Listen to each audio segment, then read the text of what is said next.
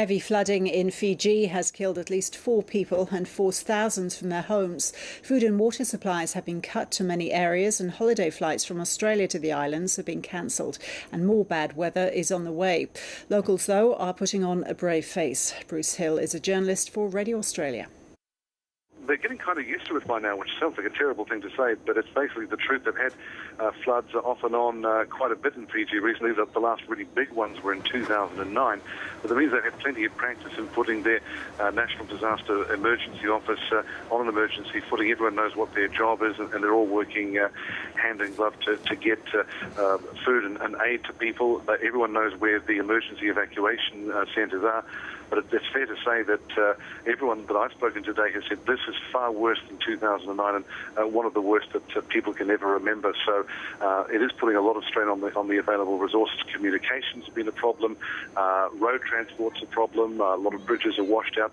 Sometimes the roads are open. Sometimes they're not. Sometimes you don't know if they're open until you actually get in the car and physically drive up to see what's happened. So a bit of chaos, but people are working as hard as they can to try and ameliorate the situation, especially for the thousands of people in the emergency evacuation centres.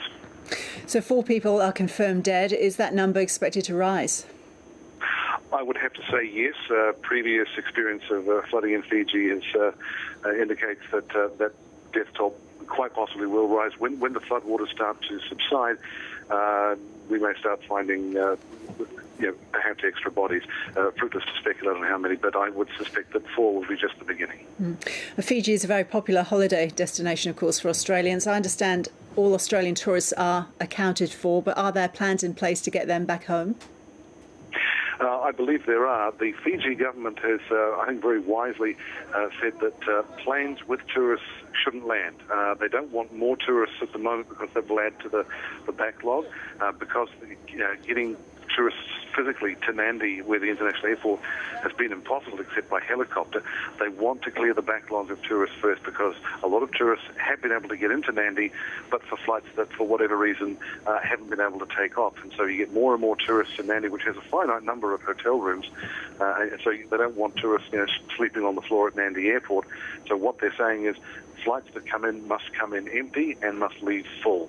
So if you booked a Fiji holiday and you see your plane taking off from Melbourne or Sydney and without you on it, that's the reason why. Bruce Hill, good to talk to you. Thank you. My pleasure.